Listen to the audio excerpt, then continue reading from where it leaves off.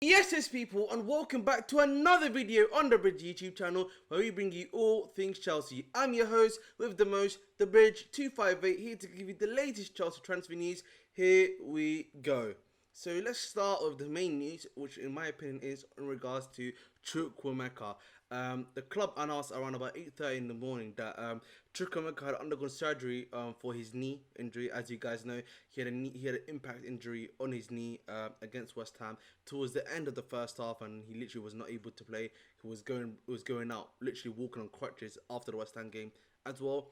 He's going to be out for 6 weeks, so which is the good news. Luckily, it's not a long-term injury. Seems to be like a minor injury. So that will mean probably by the first to second week of October he'll be back, which again is a good thing. At the end of the day, Chukwuemeka was playing really well.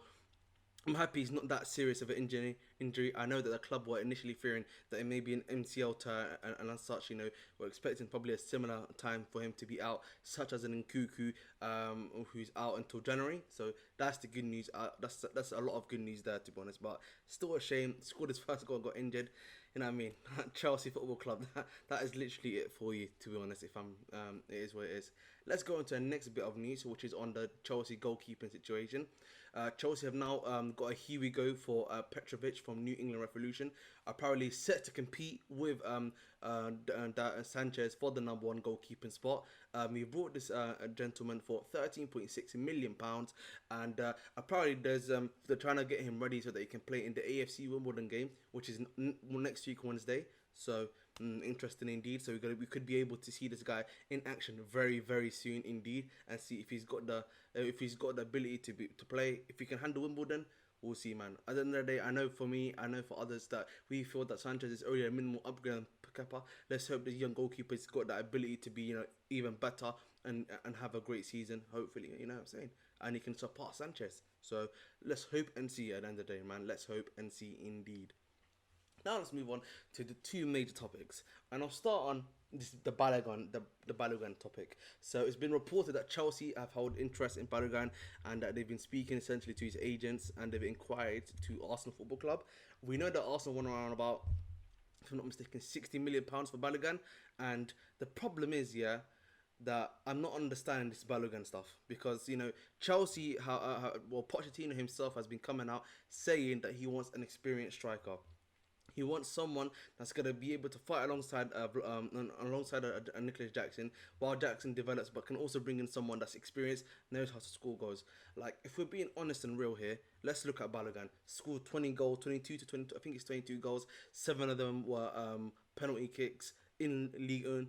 Like, again, don't get me twisted, I'm a Ligue 1 fan, so I'm a Ligue 1 watcher, so I'm not even trying to violate here, but at the end of the day, this is only one season from him, and I'm not really convinced when it comes to Balogun. If the manager's asking for some level of experience, there is experience out there, in my opinion. Taremi is an option, probably will cost you £30 million. Maybe it's because of the fact that of his age of 30 to 31 that maybe the club might not like that, but for me, bring him on a small 2 to 3 year deal, bring him in. He can do a solid job for the football club, in my opinion, honestly. Because for me, Balogun, again, is an unknown option. Someone that still needs to develop, similar to Jackson. So as such, the problem then becomes, you're not going to be getting too many goals. Again, for me, I've said before, Jackson probably this season is only going to get 5 to 10 goals. Balogun's only going to get another 5 to 10 goals probably, if he plays as much as probably Jackson does. So again, you've literally put yourself in a big problem right there. So I'm not sure what's going on there, honestly, for me personally. I just think for me, Balogun is not the one we should be looking at, and it's getting rather annoying because for me, the options that you probably have, again, I said Taremi. I know Vlahovic is another option probably. I know that many people don't like him, such as myself, but even he, in my opinion, might actually be a better option, Vlahovic, than bringing that guy in at the end of the day. So it's a sticky market, but for me, Balogun is not the one. He's not the one. He's not the one to be choosing, in my opinion, when it comes to the striker option. And I think I'll just leave it there. But guys, tell me in the comments. Maybe some of you might be saying, bring Balogun in. Maybe he's the one. Or some of you may be disagreeing. So let me know in the comments below if you believe that Balogun is the one. But I personally, I'm telling you right now, in my opinion, you can probably see in my thumbnail, I literally have no thanks on that. So I think I've made my point clear when it comes to Balogun. And now let's move on to the next one, which is Brennan Johnson. So, this is someone that, we've spoken about previously. The club are probably looking at him.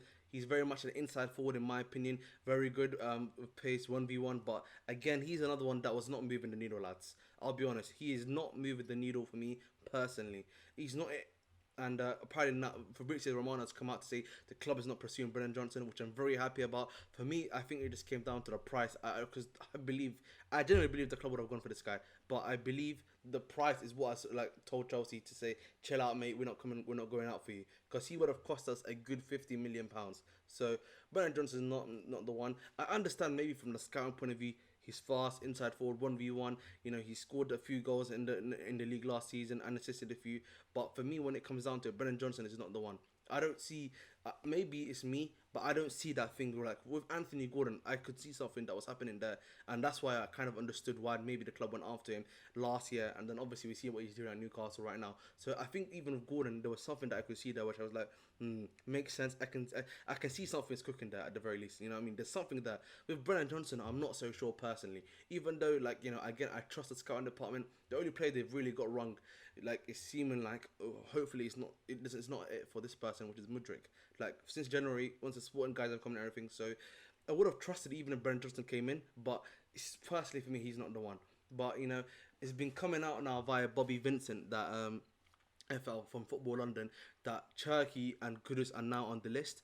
In regards to on the list of options that the club are looking at, with Kudus, it's just been actually reported right now that West Ham have had a bid rejected and they are now considering whether to go in or not, or just leave the deal for Mohamed Kudus. So Kudus could still be available. We know what Ajax want, 51.5 million euros for Mohamed Kudus. If the club really want him, they should go after him. At the end of the day, when it comes down to it, for me, get Kudus if you want him. Simple as that for me, man. He's a top player. We've spoken about him before. He can provide an extra goal threat that we need. That's the thing. We know the club are asking for some level of goal threat. Kudus is the truth. He will bring that goal threat for you. Another guy similar to what Chukwuemeka was doing, where he was in the last game, where he was kind of like an attacking threat to score the goals. Kudus will bring that to you in a much better version. He's a much more complete version currently to what Chukwuemeka is, who is still a work in progress. So if you want to bring in Kudus, let's bring him in. That's as simple as that for me.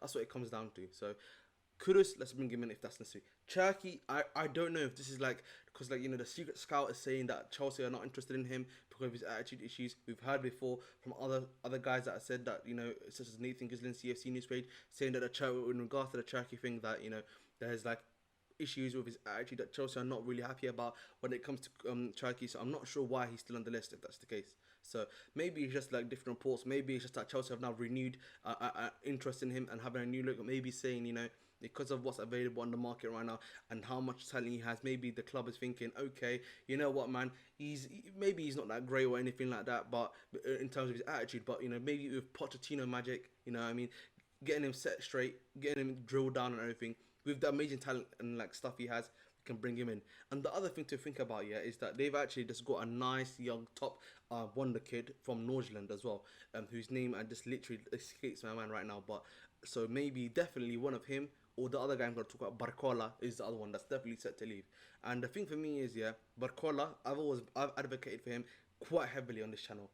Him and Kudus and Cherki are the guys I've always advocated for a lot. So Barcola, if he, apparently he's on Chelsea's list. Chelsea are looking out for him. We know Chelsea have sounded out the stuff that they need for him. At the end of the day, with PSG, they've got so many players that they've brought in and everything. Chelsea, they have a prime opportunity. Come to Barcola, speak to him listen, man, we need you, bro. I know you can work on the right, you can work on the left. We can even play you as a secondary striker if necessary. That is what we need, fam. At the end of the day. And the thing is, if people are not happy, I know people are not happy. I myself are not happy with Chilwell playing this left wing hybrid stuff, and Mudryk was not working out in that left wing sort of situation either. Barcola can work the left. Barcola can work the right. Barcola can be the secondary striker that we need. If in the ideal world you bring in Barcola and then you can bring in Kudus for your number 10 role. You know what I'm saying? So that is the thing for me. You have options here. I know Chelsea are looking for 2 more attackers. Don't go for Balogun. Obviously Brennan Johnson's off. Go for me Kudus and then Barcola. If you believe that Cherki's attitude problem is too much for the club to handle, okay, I can move past that. Even though I would prefer Cherki, right? Bringing Kudus and then Barcola, and then you've got yourself a similar nice clean situation there to have it done. So that's just it for me. get in Barcola and bring in Kudus. But honestly, going for Brennan Johnson is not. It's not it, lads. I'm just gonna say that right now. That's why I've got like this as my thumbnail, honestly, because I was not moved on that one still. And Balogun is not it for me either. So hopefully, the club have realised that now, and we can move on bombastically. Again, that is the video, guys. Please make sure to like, share, subscribe. Like, share, subscribe. Let's get to 820 subscribers, please. I'm only 4 away from 820. Make sure to get me there. Tune in tomorrow, as usual, for the Wednesday 7 p.m. live stream of the Chelsea transfer window. I've been your host, the British T58, and as always, stay blue.